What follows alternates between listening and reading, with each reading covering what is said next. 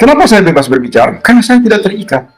Saya terikat oleh nurani saya dan akal sehat saya. Saya mau buktikan, sesungguhnya siapa yang mencari keuntungan faedah dari NU ini? Itu anak-anak Gus Dur. Terlalu banyak mereka bikin yayasan-yayasan, foundation-foundation untuk mencari uang. Dengan mengkultuskan Hasyim Asy'ari, mengkultuskan Gus Dur, untuk mereka mendapatkan faedah. Bolos. Dan mereka tidak pernah melaporkan. Ya, tentang mukiman yang menjatuhkan diri kepada pemerintahan, saking bencinya kepada Bang Alawi, saking bencinya kepada Bang Alawi sampai tidak sadar bahwa dirinya telah murtad dengan menyatakan Yahudi, dengan menyebutkan Nasrani atau Yahudi, terutama yang paling banyak itu Yahudi dan PKI yang disematkan kepada Bang Alawi. Assalamualaikum, salam sejahtera semua buat para penonton dan selamat datang di channel Titos Minoritas. Kali ini kita bahas fakta yang mengundang tanya.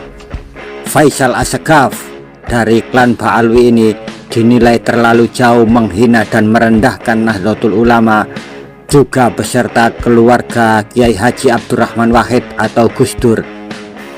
Dan di sisi lain ada sebuah video muncul pernyataan Ustadz dari Mukibin yang menyebut orang-orang tak percaya Habib sebagai cucu Nabi maka berstatus murtad bahkan bisa kafir, dengan alasan seluruh ulama Nusantara terdahulu seperti Kiai Hasyim atau Kiai Nawawi Al-Bantani semua meyakini Habib adalah durian Nabi.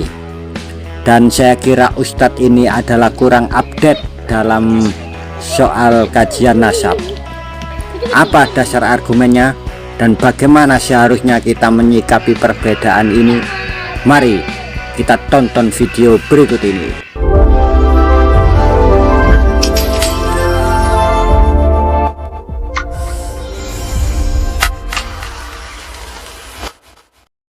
Terus kalian bilang kalian besar, kalian teror saya, maki-maki saya. Malu kalian. Orang kalau besar dalam satu organisasi yang sangat besar, harus ada juga kualitasnya yang besar. Unggul dengan kualitasnya, bukan unggul dengan kuantitasnya. Jadi yang mengambil manfaat dari organisasi ini, organisasi NU yang dibangun secara tulus oleh para ulama-ulama terdahulu adalah keluarga Abdurrahman Wahid. Klaim-klaim yang sangat berlebihan. Karena saya punya catatan. Ini jelas saya melihat pada periode bulan Oktober hingga bulan November 1945.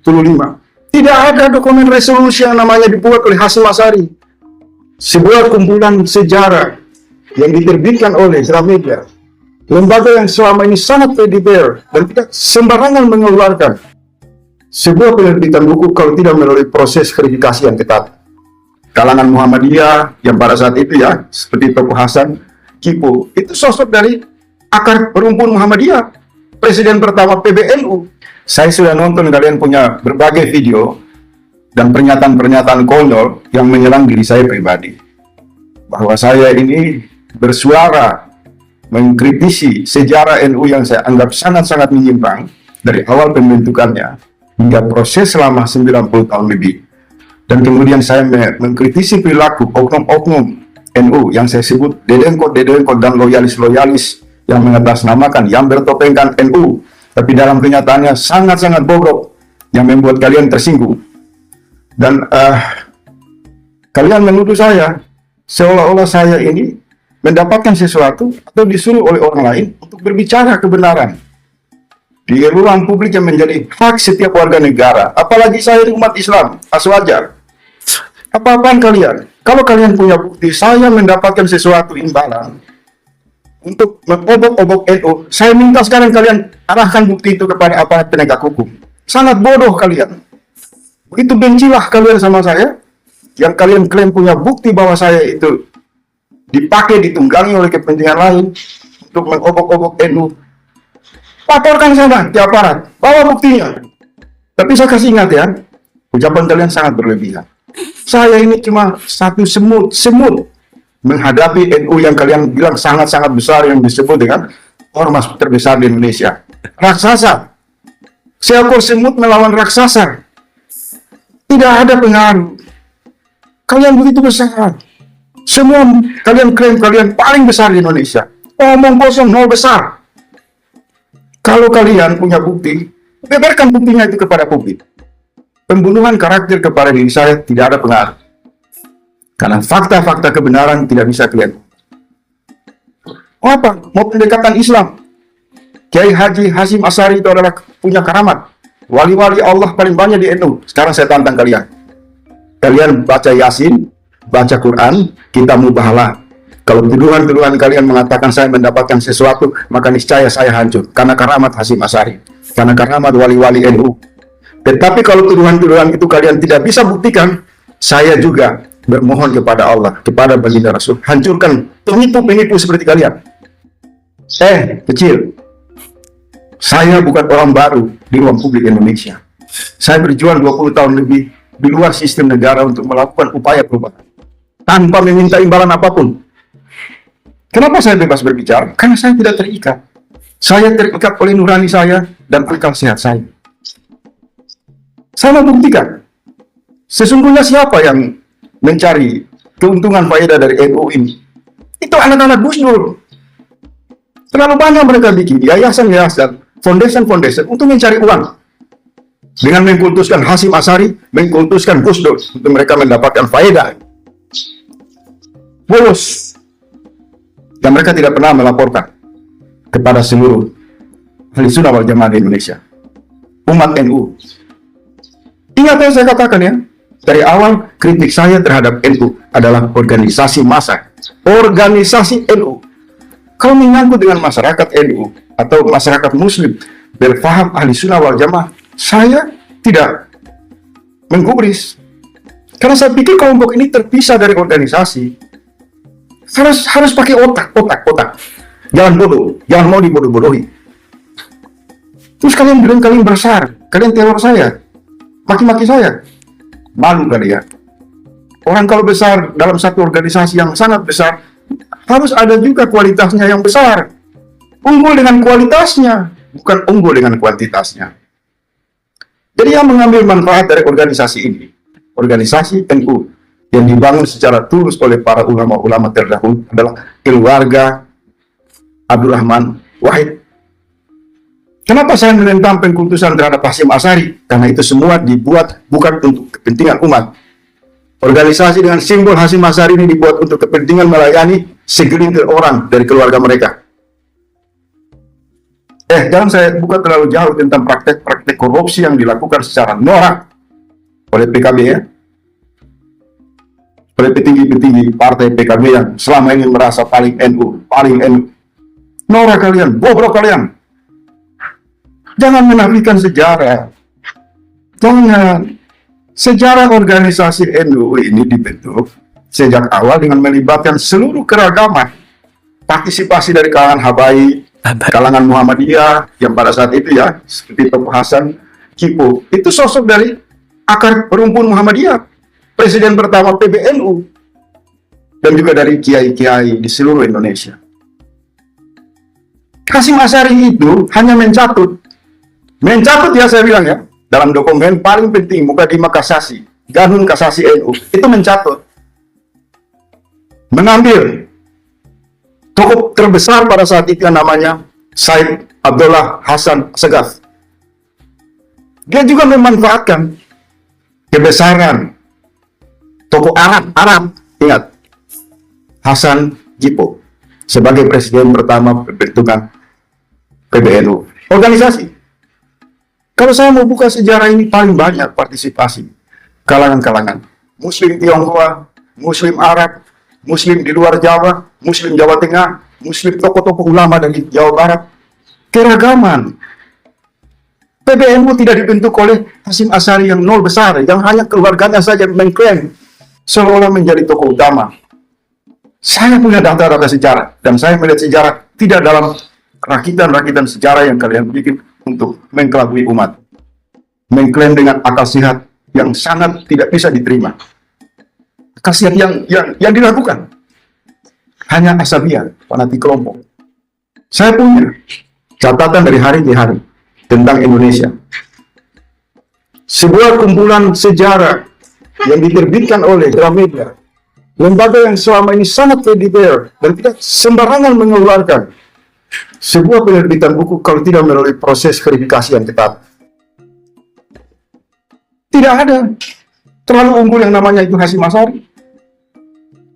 Kenapa tiba-tiba dalam perjalanan seolah-olah dikumpuskan sedemikian rupa, diagung-agungkan begitu besar, yang ujungnya anak cucunya itu pergi mencari uang lewat yayasan-yayasan foundation, yang tidak pernah ada laporan transparansinya kepada publik, yang tidak ada tujuannya untuk apa, yang berimplikasi setiap orang mengkritik NU dituduh macam-macam, berafiliasi sama kelompok ini, ditunggangi oleh kelompok ini. Para habaib itu merupakan duriyah Rasulullah Sallallahu Alaihi Wasallam karena kebanyakan mengikuti dari ulama-ulama sepuh, ulama-ulama besar Nusantara. Ini yang diikuti ulama-ulama besar Nusantara seperti Syekh Nawawi Al-Bantani, Kiai Maimun Jubair, lalu Gus Dur, dan lain sebagainya. Ulama-ulama besar dari Nusantara ini yang telah menyatakan bahwa Alawi yang telah domisili di Indonesia ini beratus-ratus tahun sampai sekarang itu merupakan duriyah Rasulullah Shallallahu Alaihi Wasallam. Makanya kami tidak akan gentar,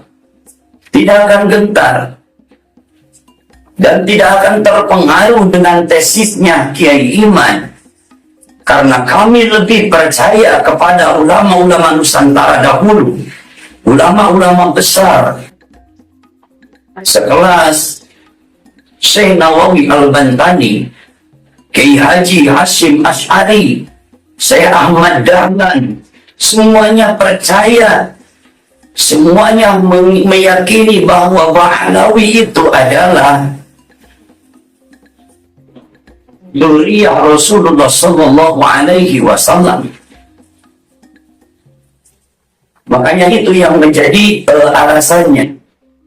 Tidak ada alasan kami untuk mempercayai Ki Iman yang mengambil tesisnya pun mengambil dari website Wahabi yang telah nyata-nyata. Wahabi dari dulu, wabil khusus kepada Mahdiyin, Wahabi ingin menjatuhkan, mengkafir-kafirkan, mensyirik-syirikan, bid'ah, dan lain sebagainya kepada amalan-amalan Mahdiyin. Makanya saya lihat di komentar-komentar, banyak diantaranya para mukiman yang sampai menjatuhkan diri kepada kemurtadan. Kenapa? Di sini akan saya sampaikan di antara yang menyebabkan mukiman jatuh kepada kemurtadan itu adalah mukiman telah banyak yang menyatakan Yahudi, mengatakan Yahudi atau PKI kepada para habaib. Yang nyata-nyata itu para ulama, yang nyata-nyata itu umat Islam. Sedangkan dalam ajaran Ahlussunnah wal Jamaah, barang siapa yang menyebutkan atau mengatakan Yahudi atau Nasrani, apalagi sampai PKI, komunis, kepada umat Islam, maka itu telah keluar dari keislamannya. Maka wajib mengucapkan lagi 2 kalimat syahadat. Itu yang dimaksud saya tentang mukiman yang menjatuhkan diri kepada kemurtadan saking bencinya kepada Bahlawi, saking bencinya kepada Ba'alawi sampai tidak sadar bahwa dirinya telah murtad dengan menyatakan Yahudi, dengan menyebutkan Nasrani atau Yahudi, terutama yang paling banyak itu Yahudi dan PKI yang disematkan kepada Ba'alawi. Memang kami juga tidak memungkiri bahwa di antara Ba'alawi ada beberapa orang yang memang kami juga kurang setuju atas perkataannya. Tidak usah disebutkan. Tidak setuju. Namun dia itu umat Islam. Dia itu umat Islam. Jangan sampai karena membenci seseorang sampai menyatakan semuanya dari Ba'alawi seperti hal yang dibencinya, seperti orang yang dibencinya, disamaratakan. Itu tidak boleh, apalagi sampai kepada keturunannya, kepada nasabnya. Ingat, anak-anak Nabi terdahulu juga seperti anaknya Nabi Nuh, anaknya Nabi Adam. Itu tidak baik semuanya. Anak Nabi Nuh di video yang lalu telah saya sampaikan. Yang dinamai Kanan itu tidak ikut kepada ayahnya, kafir. Lalu anaknya Nabi Adam. Tapi tidak berarti sampai membatalkan kepada nasabnya, tidak. Apalagi sampai menyamaratakan semua gaib seperti itu. Jadi itu yang sering saya dengar dan juga saya lihat di kolom-kolom komentar para mukiman. Sampai sejauh itu, saking bencinya kepada Ba'alawi, Beberapa tahun ini terasa sangat genting atau sangat panas masalah Ba'alawi. Kurang lebih sudah sekitar 3 tahunan ini. 3 tahunan ini akibat apa? Dari dulu, dari ulama-ulama Nusantara dahulu, ulama-ulama sepuh, tidak ada apa-apa. Tapi sekarang gara-gara Kiai Iman yang mengadakan tesis abal-abal seperti itu, negeri ini terasa kacau. Ini merupakan kesempatan emas bagi kaum Wahabi. Bahkan dilihat ada Oten juga ikut menjelek-jelekan Ba'alawi, mengatakan Yahudi, Ba'alawi turunan Yahudi atau Yahudi, PKI dan lain sebagainya. Na'udzubillahi min dzalik. Sampai segitunya. Saudara-saudaraku, marilah kita berlapang dada. Kalau kalian tetap tidak mengakui atau tidak percaya, kalian tetap akan menjadi mukiman, silahkan. Asal kalian jangan sampai membenci umat Islam. Saya katakan begitu saja. Jangan sampai membenci umat Islam, apalagi sampai mengatakan Yahudi atau Nasrani atau PKI kepada umat Islam. Silakan, itu hak kalian. Kalau tetap tidak mau percaya, tidak mau mengikuti ulama-ulama sepuh Nusantara, silakan, itu hak kalian. Tapi saya ingatkan sekali lagi, jangan sampai kalian menjatuhkan diri kepada jurang kemurtadan.